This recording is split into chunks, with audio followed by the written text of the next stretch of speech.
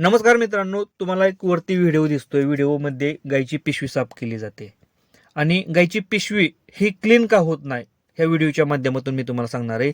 गाय repeat का होते, गाय गाभण का राहत नाही, ह्या व्हिडिओमध्ये तुम्ही जर व्यवस्थितपणे बघितलं ना मित्रांनो, तर नक्की काय चूक झाली ना हे तुम्हाला समजेल. आणि समजलं जर असेल तर ठीक आहे, नसेल तर मित्रांनो तुमच्या गोट्यामध्ये सुद्धा हा प्रॉब्लेम येऊ शकतो. त्यासाठी हा व्हिडिओ शेवटपर्यंत बघा. काय चुका होत्यात ज्या टायमिंगला गायची पिशवी साफ करताना काय चुका केल्या जातात ना, ते आपण व्हिडिओच्या माध्यमातून सांगणार आहे. व्हिडिओ हा शेवटपर्यंत बघा. व्हिडिओ जर आवडला तर लाईक करा. चॅनलवरती नवीन असेल तर चॅनलला सबस्क्राईब करायला विसरू नका.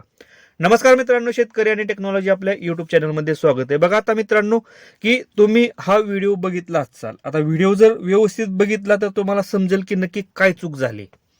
डॉक्टरांकडून काय लिक्झन आयु हे औषध वापरले, स्टँडर्ड कंपनीचं आहे, चांगलं औषध आहे. लिक्झन आयु हे औषध वापरलंय. औषधाविषयी नाही मित्रांनो, विषय आहे की AI गण पास करताना झालेली चूक. आता इथे तुम्हाला समजलं असेल किंवा समजलं नसेल तर व्हिडिओ हा बघा मित्रांनो.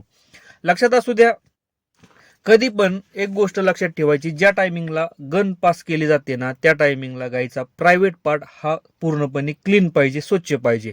व्हिडिओमध्ये जर तुम्ही बघितलं तर प्रायव्हेट पार्टला पूर्णपणे शेण लागलेलं आहे आणि जे घाण, जी वाळून गेलेली घाण आहे ना, पूर्णपणे जशीच्या तशी आहे, म्हणजे पूर्ण काढलेली नाही. प्रायव्हेट पार्ट तसंच जी हात टाकतो ना शेणाच्या वाटे, तो सुद्धा तिथला भाग बघितला तर पूर्णपणे खराब आहे, पूर्ण शेण लागलेलं आहे. गायच्या लघवीच्या पार्टला सुद्धा आणि जिथून हात टाकतो तिथं सुद्धा भरपूर प्रमाणात शेण आहे मित्रांनो.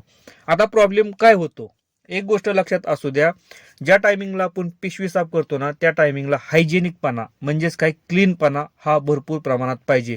AI करताना, गायला इंजेक्शन भरताना सुद्धा आणि गायची पिशवी साफ करताना सुद्धा. त्याचं कारण मित्रांनो सांगतो, एकतर गायच्या पिशवीमध्ये बॅक्टेरिया आहे, पिशवी ही खराब झालेली आहे, गाय घाण टाकत असते. अशा टायमिंगला आपण औषध सोडताना ह्या चुका करायच्या नाहीत. काय होतं, ज्या टायमिंगला गन पास केली जाते किंवा गन पास करतो ना, त्या टायमिंगला गाय ना हलते. कधी पण बघा, गन ज्या टायमिंगला लघवीच्या मार्गात आपण घालण्याचा प्रयत्न करतो ना, त्या टायमिंगला थोडी का होईना गाय हल्ली जाते. आणि गाय हल्ली ना मित्रांनो, जे गनचं टोक आहे ना, ते इकडं तिकडं लागलं जातं. जे वाल्वा आपण म्हणतो ना, जे प्रायव्हेट पार्टची साईड आहे ना, तिथं शेण लागलंय, तिथं लागलं जातं. आणि न कळत का होईना त्या गनला शेण लागलं जातं, त्या गनच्या टोकाला हे शेण लागलं जातं.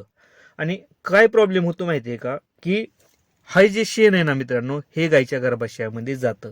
हे न कळत होतं, ह्या सगळ्या गोष्टी न कळत होतात, याकडे एवढं लक्ष बारकाईनं दिलं जात नाही मित्रांनो. प्रॉब्लेम काय होतो, जर आपण AI करत असेल किंवा AI करणार असाल, तिथं प्रॉब्लेम काय होतो, की ज्या टायमिंगला सीमन आतमध्ये सोडलं जातं, त्या टायमिंगला त्या शेणावाटे, त्या घनवाटे बॅक्टेरिया सुद्धा त्या गायीच्या गर्भाशयामध्ये गेला जातो. आणि प्रॉब्लेम काय होतो, की ज्या टायमिंगला AI करतो ना, AI केल्यानंतर 2 ते 3 दिवसानंतर गायी घाण टाकायला सुरुवात करते. हे कशामुळे माहितीये ना, हा प्रॉब्लेम असतो मित्रांनो, की AI ज्या टायमिंगला गन पास केली जाते ना, त्याबरोबर ते शेणाचं लहान लहान कण आहेत ना मित्रांनो, ते शेणाचा बॅक्टेरिया त्या गर्भाशयामध्ये गेलेला असतो आणि तो प्रॉब्लेम जनावरांमध्ये होतो. हा पहिला पॉईंट. दुसरा पॉईंट काय आहे मित्रांनो, की ज्या टायमिंगला आपण औषध सोडतो ना, त्या टायमिंगला सुद्धा हाच प्रॉब्लेम होतो, की गायी रिकव्हरी का होत नाही. हा शेतकऱ्याला सगळ्यात मोठा प्रॉब्लेम होतो, की 2 वेळा 3 वेळा औषध 4 वेळा सोडलं तरी गायची पिशवीच क्लीन होत नाही. त्यामागचं कारणच आहे मित्रांनो, जर ऑलरेडी बॅक्टेरिया गायच्या गर्भाशयात आहे, आपल्याला तो क्लीन करायचा आहे, पण गन पास करताना अजून एखादा बॅक्टेरिया त्या गायच्या गर्भाशयात आपल्याकडून नकळत जातोय, म्हणजे डॉक्टरांकडून जातो. म्हणजे पहिला बॅक्टेरिया प्लस हा शेणावाटे जाणारा दुसरा बॅक्टेरिया. यामुळे काय होतं, की गायचं इन्फेक्शन कमी होण्याऐवजी गायचं इन्फेक्शन हे वाढतं गर्भाशयात. आणि ह्या केसेस गोट्यामध्ये होतात. ह्या माझ्या गोट्यावरती झालेल्या आहेत मित्रांनो. त्यामुळं माझ्या गोट्यावरती ज्या टायमिंगला आपण गन पास करतो ना, त्या टायमिंगला आपण काय करतो किंवा काय काळजी घेतो मी स्वतः, लक्षात असू द्या, ज्या टायमिंगला आपण शेण काढतो ना, शेण काढल्यानंतर गायीचा प्रायव्हेट पार्ट आहे ना, पूर्णपणे शेणानं भरलेला असतो. त्या टायमिंगला आपण काय करतो मित्रांनो, एका बादलीमध्ये पाणी घेतो आणि त्यामध्ये बिटाडीनचं लिक्विड टाकतो. साधारणतः 2 ते 3 टोपणं लिक्विड टाकायचं बिटाडीन. बिटाडीनमुळे काय होतं, की तिथली जी जागा आहे ना पूर्णपणे आपण क्लीन करून घेतो. जे पाणी प्लस बिटाडीन लिक्विड हे मिक्स केल्यानंतर पूर्णपणे प्रायव्हेट पार्ट हा जे की आपण हात घालणार आहे तो सुद्धा प्रायव्हेट पार्ट आणि ज्यातून गन पास करणार आहे तो सुद्धा लघवीचा प्रायव्हेट पार्ट हा पूर्णपणे मी स्वच्छ करून घेतो. स्वच्छ केल्यानंतर एक रुमाल किंवा नॅपकिनच्या साह्यानं परत क्लीन करून घेतो, पूर्णपणे सुकवून घेतो. असं नाही की तो ओलाच ठेवायचा, अजिबात नाही मित्रांनो.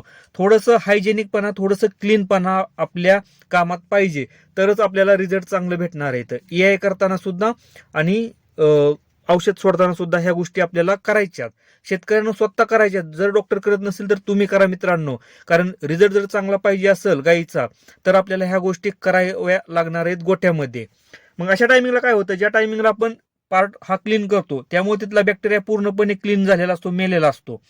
ज्या टायमिंगला गन पास करतो ना त्या टायमिंगला गाय थोडीफार हल्ली, इकडे तिकडे गण लागली तरी काही प्रॉब्लेम होत नाही. का?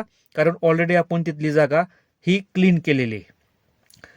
ज्या टायमिंगला फर्स्ट टायमिंगला मी ही मेथड वापरली ना मित्रांनो, पहिल्या इंजेक्शनामध्ये गायी गाभण राहिली आणि औषध पण सोडल्यानंतर पहिल्या 2 वेळा औषध सोडल्यानंतर मित्रांनो, कारण आपण 2 ते 3 वेळा औषध सोडतो. मी ह्याच्या आधी व्हिडिओ बनवले आहेत. कमीत कमी बॅक्टेरिया जर इन्फेक्शन जास्त असेल तर कमीत कमी 3 दिवस औषध सोडावं लागतं मित्रांनो. खोटं नाही सांगत की पूर्णपणे तिसऱ्या दिवशी ज्या टायमिंगला आपण तिसऱ्या वेळेस औषध सोडतो ना, तिसऱ्या डोसला गायीचं पूर्णपणे इन्फेक्शन हे क्लीन झालेलं असतं.